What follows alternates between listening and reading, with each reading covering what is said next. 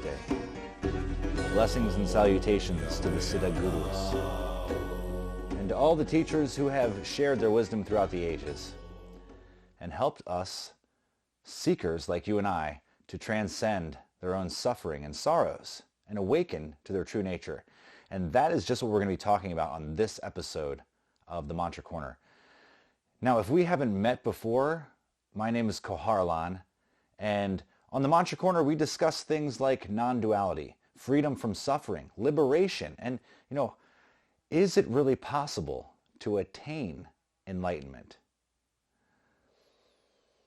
And, one of the things that I love about Advaita Vedanta, which is the science and philosophy of non-duality, is that you get to actually check everything for yourself. You get to see the results, run the experiments, if you will, in your own mind, in your own awareness, and then check the results. See for yourself. Does it match up with your direct experience? And so you have an opportunity to test these things for yourself. These powerful ways of seeing and powerful tools and processes for freeing ourselves from our identification with the mind, and hence all the suffering that it creates. So I recently came across a particular ancient text. I think it's around 600 AD, and it's called the Drig Drisya Viveka. And I learned about this text from a Swami called Sarvapriyananda. And he's a fantastic Swami, has a ton of videos out. You can check him out. I'll put a link probably down in the description to something of his. But nonetheless, he's the one that first pointed out this practice, right? This way of seeing that was discovered by these ancients. And it's really amazingly direct and powerful. I mean, I was sheerly blown away by how direct and to the point it is.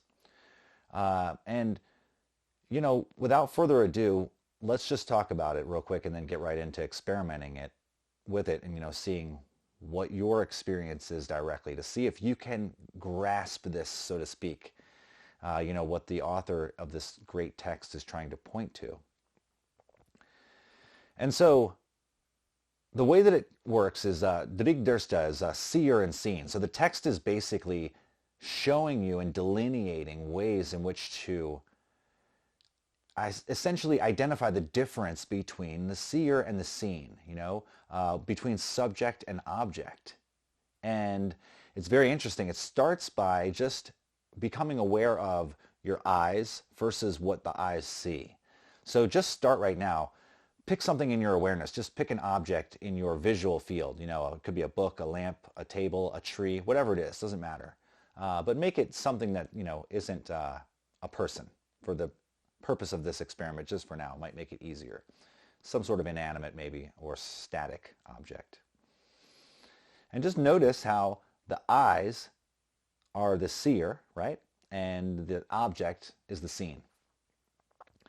And notice how also, the eyes can't see themselves. There has to be some space in between, right? Some sort of distance. So there's a separation. There's the object over there, right? And then here are the eyes. But the eyes are unseen. They are the seer in this scenario. Now, we'll take it back another step and notice now, for instance, how the eyes are directly linked to the mind. And the mind is actually processing all this visual data, data from all the senses, in fact. And it's, sort of recreating that image in our minds, and that's what we're actually experiencing, right? So we don't actually experience the objects out there in our visual field. The mind is really what sees, if you will, the objects. And so the mind in this scenario is the seer, and the eyes are the seen. Not the eyes so much, but the world and the body, right? What's seen through the eyes is the world and the body, and it's seen by the mind. Okay? Now, ask yourself for this, right? Are you with me so far? Just check in your own direct awareness to make sure that this is accurate for you. And Notice how, for instance, if we're looking at that object, right, and we're noticing that, okay, the object appears out there, but the mind is what's really seeing it. Notice which side is awareness on, right? If you're really hard pressed to say, is awareness on your side where the mind is, or is it on the side of the object? Like, are you aware of the object, or is the object aware of you? What does it seem like to you directly right now? And most people, if they're hard pressed, are going to say, well, it seems like awareness is over here on my side, right? And the object is, appearing in awareness over there, separate. And so let's go one step further now and check this out. The mind, right, is like thoughts and images, and when we're normally very identified with the mind, a lot of times we take ourselves to be, a mental being, if you will. But the mind too is, in essence, it's the seen, not the seer. Because, if you look at a thought, just pick a thought, any thought right now.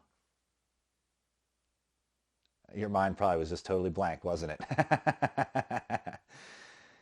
All right, so just pick a thought. Here's an example the Swami used was 2 + 2 = 4, right? Just think of that thought, 2 + 2 = 4. And, it's just a thought. It's appearing in awareness. So check to see, right? Is it the seen or the seer? Well, there it is. It's the seen. And well, if it's the seen, if it's the seen and it's in the mind, then what is it that's aware of the mind? What's aware of the mind? Because if the mind is the seen, right? Where's the seer? Well, seer is what's seeing the mind, right? You're aware of what's in the mind, right? Weren't you just aware of that thought? 2 + 2 = 4? Yeah, you were. So you're not the mind, right? The mind is separate from you. What you are is that which is aware of the mind. You see? Now, this is what's very interesting because we've separated the subject and object out. So you can clearly delineate, that you're not the what's seen out in the world. You're not any of those objects, right? That's out there, but you're also not the body. And, the senses, the sense organs, the eyes and all that. But then we also look further and we find out we're not even those thoughts. We're not even the thoughts in the mind. And the mind is just basically consisting of thinking and, different aspects of the intellect.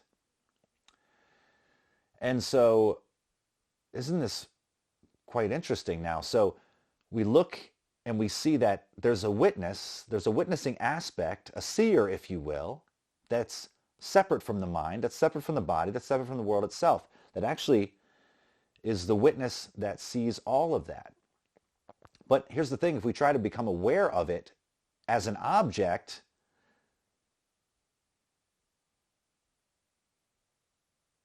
well, you can never actually objectify the seer because it's subject. By nature, it is the ultimate subject.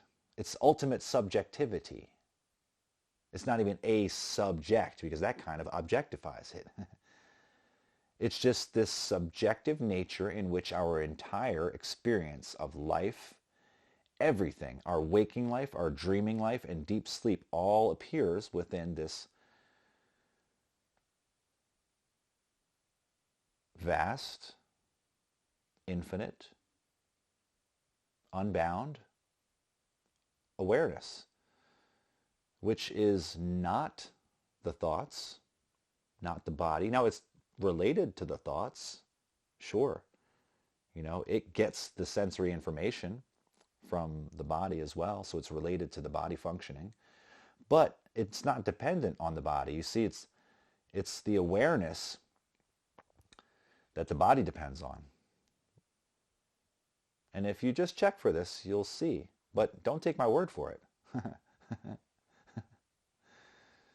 And so what's the point of this? Well, it's if you haven't sensed it already, just keep practicing this because when you get it, it's tremendous and you can't miss it.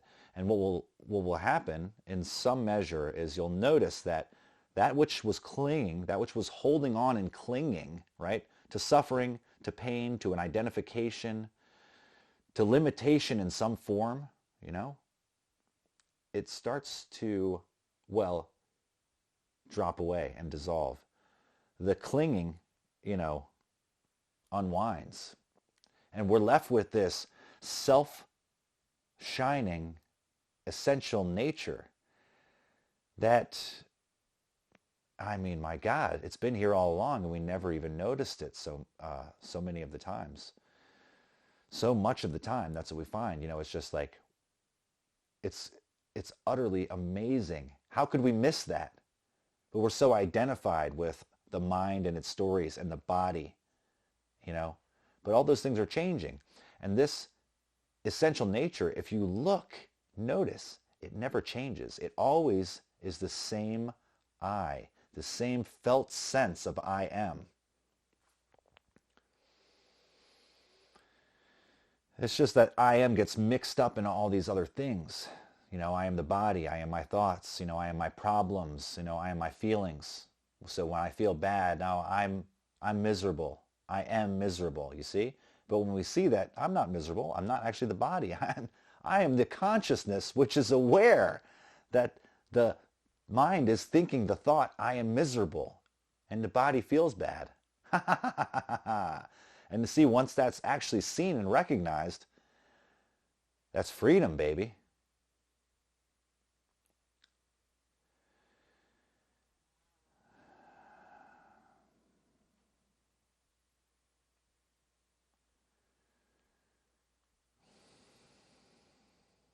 And so I hope that you experienced that freedom in some measure, and that you recognized also that there's something here that is unbesmirched. It's unstained. It's ever pristine and brilliant. And it is the shining forth of its self-resplendent nature, which is the cause of the appearance of all things. And it's what you are, your eternal nature.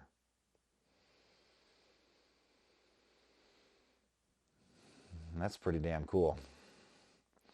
So I want to share that with you. I want you to have that experience directly for yourself. I hope that you did in some measure. If not, please keep practicing with this. If you have some questions, maybe I can help you work with this so that you can get a sense of it for yourself. Because that's what it really comes down to. It's meaningless to just sit here and listen to these words and then not experience what it is that we're talking about. That's the whole point of it. To experience that great freedom. To liberate oneself from the misery and suffering that is completely avoidable. It's not even avoidable, it's just transcending it, totally transcending it. So anyways, that's what I hope to offer, and I want to also express my love and gratitude to all of you for watching and connecting, and please like this video if you got something out of it, and consider subscribing if you like more content like this so you don't miss stuff. It'll pop it up in your feed so you can catch when I put a new video out there. Anyways, I love doing these. I love connecting in this way, and I want to find ways that we can go even deeper. So please reach out, drop a question if you have one below, or a comment. Let me know what other ways we might be able to connect and work together, that I might be able to serve you better. Much love. Thank you so much again for watching, and I look forward to seeing you guys on another one of these coming up real soon. Peace. Namaste. Govinda bolo Hare Radha Ramana Hare. Govinda bolo Hare, Govinda bolo Hare. Radha Ramana Hare, Govinda bolo Hare. Govinda bolo Hare, Govinda bolo Hare. Govinda bolo Hare, Gopala bolo Hare.